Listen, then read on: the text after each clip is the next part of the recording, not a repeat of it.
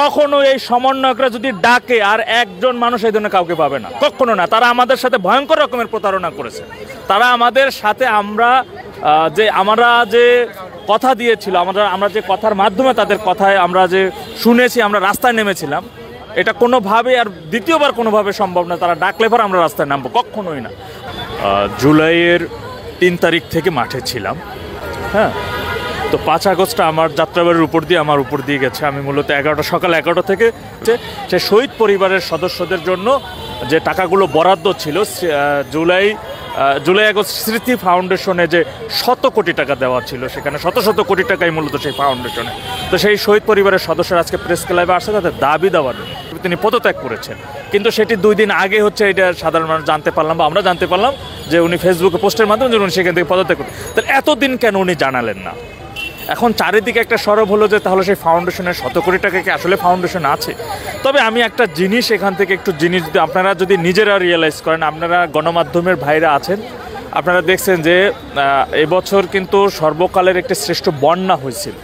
আচ্ছা, আপনারা তো দেখছেন যে টিএসসিতে সেই বন্যার জন্য সাধারণ মানুষরা যে টাকাগুলো দিয়েছিল অনুদান হিসেবে তাদের খাবার দাবার এবং বাসস্থানের জন্য, সেই বন্যায় কবলিত ভুক্তভোগী মানুষের জন্য, বিশেষ করে সিলেট এবং ফেনীবাসীর জন্য, সেই টাকাগুলো এখন কোথায়? আপনারা জানেন যে 12 কোটি প্লাস টাকা সেখানে উঠেছিল, সেই টাকাগুলো কোথায়? তো যাদের কাছে আসলে, যাদের হাতে মানুষের অনুদান দেওয়া, সহযোগিতার জন্য, যে ঘরের জন্য যারা ভুক্তভোগী বন্যায়, সেই সাধারণ মানুষের অনুদানের টাকা, ভিক্ষার টাকা, সেই ভিক্ষার টাকা যাদের হাতে নিরাপদ না, তারা সেই ফাউন্ডেশনের এই শত কোটি টাকা তারা কিভাবে এই শহীদ পরিবারদের কাছে দিবে? এটি আমার কাছে, আমরা এখন তাদের কাছে বলি যে আমাদের টাকা দেন, আমাদের সাহায্য করেন, আমাদের চিকিৎসা টাকা দেন। তা যাদের কাছে এই বন্যায় অবহেলিত মানুষগুলো ভিক্ষার জন্য, অনুদানের জন্য যে 12 কোটি 13 কোটি টাকা দেওয়া হলো, সেই টাকাটাই তো তারা পায় না। সেই টাকাগুলো তো তারা বন্যায় মানুষদের মাঝে সেই টাকাগুলো তারা বিতরণ করে নাই। তারা অনেক সমালোচনার পরে তারা একটা কথা বলছে কি, টাকাগুলো আছে কোথায় আছে, টাকাগুলো মাননীয় প্রধান উপদেষ্টার অ্যাকাউন্টে আছে। তো মাননীয় প্রধান উপদেষ্টার অ্যাকাউন্টে রাখার জন্য কি এই বন্যায় সাধারণ মানুষকে, ভুক্তভোগী মানুষদের চিরা মুড়ি খাওয়ার জন্য বা তাদের জামা কাপড় দেওয়ার জন্য, তার অ্যাকাউন্টে রাখার জন্য টাকাগুলো দেওয়া হয়েছে? আজকে জুলাই স্মৃতি ফাউন্ডেশনের এখানে শত কোটি টাকা দেওয়া হয়েছে। এই টাকাগুলো মানে কাদের টাকা? এটা তো জনগণের টাকা। আজকে একটা অভ্যুত্থানে যারা শহীদ হয়েছে, যারা আহত হয়েছে, তাদের সহযোগিতার জন্য এই টাকাগুলো দেওয়া হয়েছিল। টাকাগুলো আসলে কোথায়? কোন মানুষটা কিভাবে টাকাগুলো পাচ্ছে? তাদের চিকিৎসার অবস্থা কি? আজকে দেখা যায় যে তাদেরকে মারধর পর্যন্ত করা হয়। কারা মারে? আহতরা কিভাবে মারে? ঢাকা মেডিকেলে ভর্তি আহতরা কিভাবে মারে? আসলে আমরা দাবিগুলো এখন কার কাছে তুলবো, বা কার কাছে এই দাবিগুলো করা, বা কাদের কাছে টাকাগুলো চাইতেছি, বা টাকাগুলো আসলে কি হচ্ছে, এটাই বুঝতে কিন্তু বাকি নেই সেই জিনিসটা। এটা এখন আসলে ওইভাবে, এখন যেহেতু অনুমানের উপর আবার কোনো কিছু বলা যায় না, কিন্তু যেগুলো দেখে আসছে এই পর্যন্ত সেই কথাটাই বলতে পারি।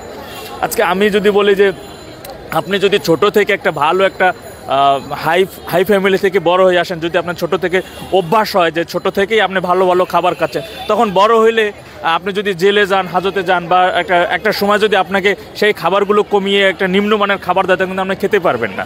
আজকে দেখবেন আজকে আমরা দেখতেছি যে 3 লাখ টাকার কম্বল বিতরণের জন্য আমাদের একজন উপদেষ্টা তিনি 26 বার 27 বার হেলিকপ্টারে চলেন। মানে 3 লাখ টাকার কম্বল বিতরণে 20 লাখ টাকা খরচ করেন তিনি হেলিকপ্টার ভাড়া বাবদ। তো তারা তো নিজেরাই এখন আরাম আয়েশ এত কিছু, মানে এসি রুম, নতুন যে একটা জৌলস, যে চাকরির জন্য আন্দোলন করে এখন হয়ে গেছে মন্ত্রী উপদেষ্টা। তো এখন তো আর সাধারণ মানুষের দরকার নেই। How impossible! কখনো এই সমন্বয়করা যদি ডাকে আর একজন মানুষ এই ধরনের কাউকে পাবে না, কখনো না। তারা আমাদের সাথে ভয়ঙ্কর রকমের প্রতারণা করেছে। তারা আমাদের সাথে আমরা যে কথা দিয়েছিল, আমরা যে কথার মাধ্যমে তাদের কথায় আমরা যে শুনেছি, আমরা রাস্তায় নেমেছিলাম, এটা কোনোভাবে আর দ্বিতীয়বার কোনোভাবে সম্ভব না। তারা ডাকলে পর আমরা রাস্তায় নামবো, কখনোই না। তারা আমাদের সাথে পুরো একটা প্রতারণা করছে। আমরা তো যেটা একটি কোটা ছিল, সর্বপ্রথম আন্দোলনটা ছিল কোটা, বৈষম্য বিরোধী আন্দোলন, কোটা বিরোধী আন্দোলন। সেই কোটা যখন বাংলা ব্লকেট হয় এই যে গুলিস্তানে, তখন তো এই যে এখানে সাবেক সেনাপ্রধানের মেয়ের জামাই পল্টন মোড়ের ওই পারে তার গাড়ি আটকানো, তিনি এখানে এসে হুঙ্কার দিলেন। তখন সারজিস আলম ভাইয়ের নেতৃত্বে এখানে আমরা আন্দোলন করছি। তো তারা তখন কিন্তু কোটার সময় কিন্তু কি ছিল, তখন তো স্লোগান ছিল এরকমের যে ৭১-এর বাংলায় বৈষম্যের ঠাঁই নেই, মুক্তিযুদ্ধের বাংলায় বৈষম্যের ঠাঁই নেই। কিন্তু তারা পরিস্থিতি আসলে কোথায় এসে দাঁড়ালো?